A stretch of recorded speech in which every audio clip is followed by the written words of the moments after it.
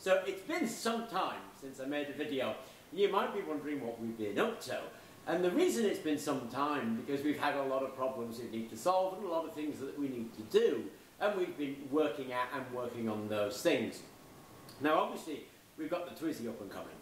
And the main thing about the Twizy up and coming is getting these things made. And it's a real challenge to make such a lot of things. Now, obviously what would be ideal is if we could find a toll manufacturer, somebody we could give the materials to and they would produce the devices for us and we could just slap them into the car. Strangely enough, that's proving more difficult than you would think. So we've been working at methods of getting large volumes of this stuff made in case we can't find a toll manufacturer, but primary option is going to be somebody we can find a toll manufacturer for. Actually, the primary option is to buy the machines and make them ourselves, but at kind of $35,000 per machine and needing about half a dozen machines, we just don't have the money to do that, so we have to do other things. And the things that we have to do, really, are the kind of things that I think that the everyday inventor, the person who's doing this stuff in his shed, is going to have to do. And of course, it represents problems because you're working with materials that aren't originally designed to do the job you want them to do. And so you have to modify them, you have to work with them, and that all takes time. For example, what you can see here is a 5-metre length run of this stuff. It's just ordinary kitchen foil I got from the local supermarket, and we coated it with a coat of our carbon. And in order to coat that with a coat of our carbon, we've tried all kinds of methods, and in the end, we went for this thing, which is a vacuum spray gun. Then we sprayed the carbon onto the kitchen foil to make our electrodes. So that's what we're doing at the moment. I'm just leaving this to dry and I'll slice that up into electrodes. So the main point of this video really is to give you an idea of where we are, what we've been up to, and to demonstrate one of the devices to show you the comparable that we're getting for at the moment for our baseline device. So this is what we're doing right now, is making these electrodes in long sheets so we can cut them up to make devices, and we've made quite a few devices out of them. So let me show you a few of those. So when we get our carbon-coated kitchen foil, we've been making various devices out of it. Now the standard kind of device we've been making actually is very similar to this. So they're little pouch cells really, and these are single layers, clipped up with a couple of gold clips. Electrolyte gets filled in there, and these flat pouches. We've been making these.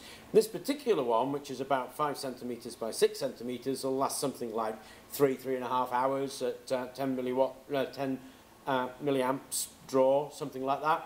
So we're making lots of these things as basic samples, but it's a bit difficult to be able to compare those to where we are with the other things. So, of course, I went out and bought some ordinary supercapacitors, a whole load of them. This is a little 3 farad one, and the reason I'm using the 3 farad one is because I can do it relatively quickly.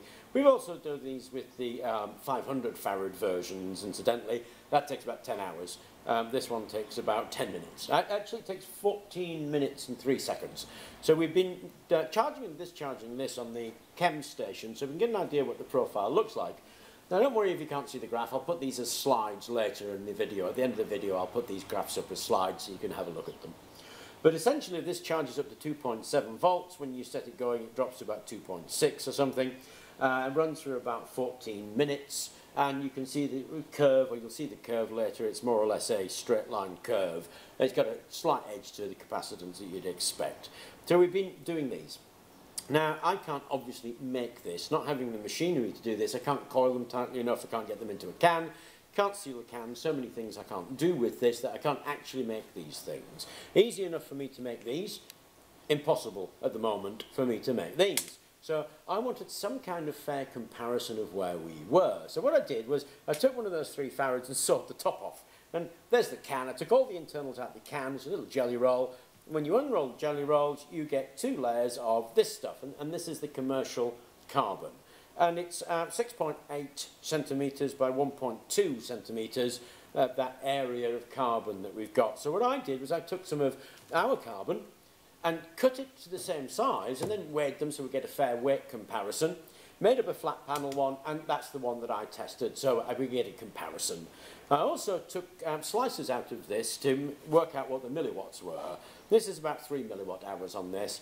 And if you think about it, that's kind of right. It's in the ballpark of where they describe these things, around about 5 milliwatt hours per gram. So it's kind of the right thing, so we're certainly in the ballpark of where we need to be.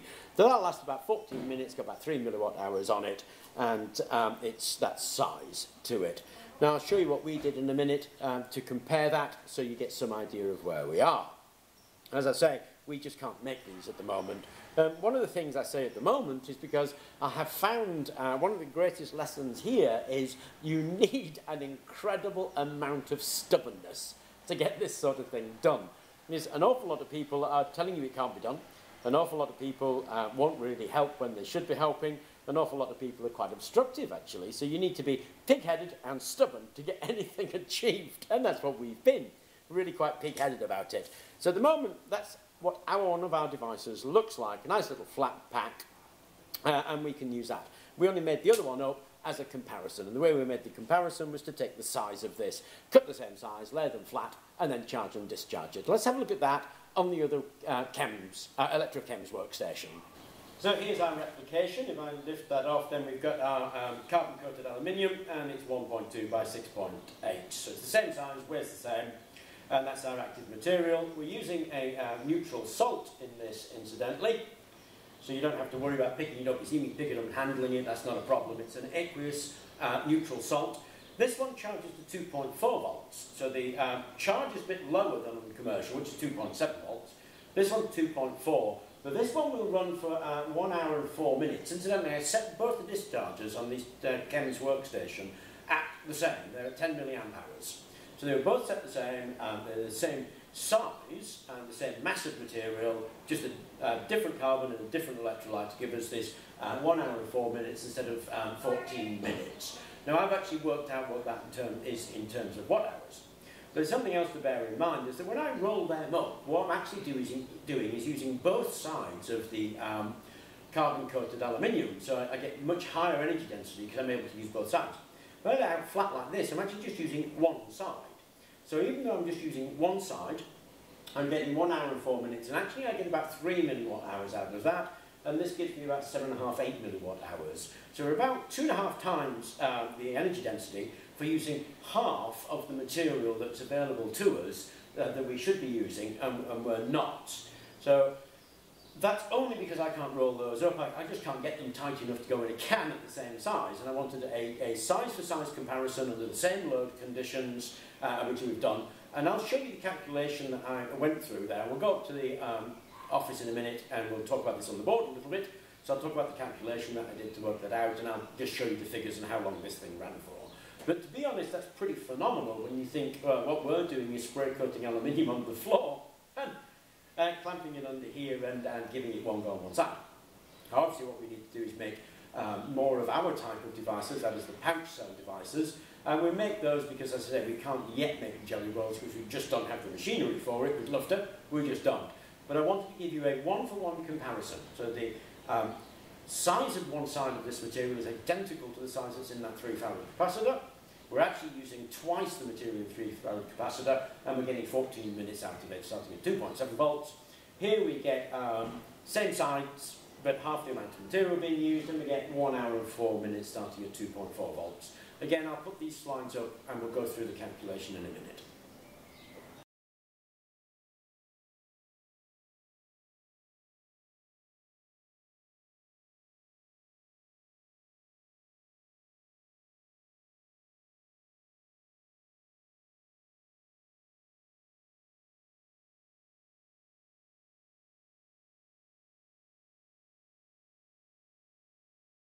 So when we discharge a supercapacitor, what we're expecting is some kind of discharge curve that looks like this, something like that. The smoother that is, incidentally, the more it looks like that, the more likely it is to be capacitive behaviour. If you start to get this kind of thing, then you're getting redox behaviour in it. So if you get this lovely smooth curve, pretty much only thing that's going on in there is capacitive. Now obviously a great deal of the energy is here in this section here. We get a fair chunk here and very little here. It's considered that at 0.4 volts, most of the usable energy that you've got can be accounted for. Now we look at sort of 1 volt, 2 volts, and then whatever the capacitor voltage, start voltage is. Now on the commercial capacitor it's 2.7 volts. So what I did was take those figures from 2.7 to 1.4 volts and then obviously 0 volts. And I timed the time it took to go from 2.7 down to 2. So it took some time at T1 to do that. Same thing here. T2, same thing here. T3, and these discharge all the way down to 0, so when it reaches 0 over there, that's T4. So we have 4 time figures that we're interested in. Now, the energy is the volts times the amps, and the power is the volts times the amps over that specific time period, T1 or T2 or T3. We know that we're running this all at discharging at 10 milliamps.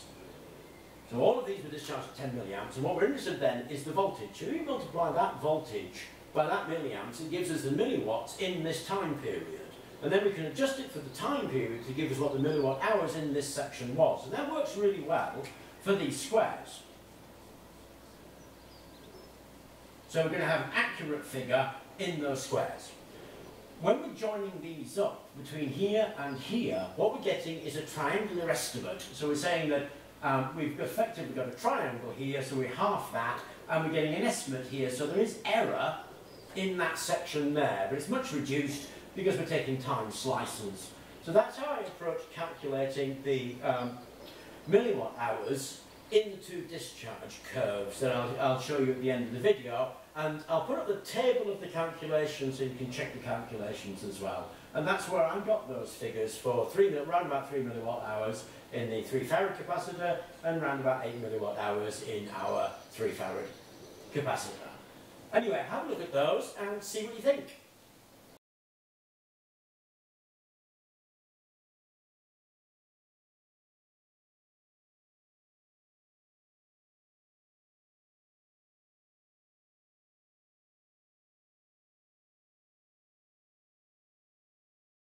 Okay, so I hope you found that interesting. I hope you found the curves and calculations interesting as well. And it's really just a quick tour of where we are and what our devices are currently doing. As you can see, we're actually working quite hard to get these devices made and done. There are a number of options that we would think would be good. The prime option, obviously, is to buy the machinery and do it ourselves. Probably not going to happen because we just don't have the money to do that, because that's hundreds of thousands of pounds. And we don't have it. The other option is to try and find somebody who will toll manufacture either the electrodes or the finished devices for them. Again, that's proving to be more challenging than I thought it would be. And the final thing is to make them ourselves, but they'll all be pouch cells or the C6 blade type if we have to do that, and the chances are we're going to have to do that. And I think it's really just a moral story in how stubborn you need to be in order to get this kind of thing done. So I hope it was of interest for you, and thank you very much for watching.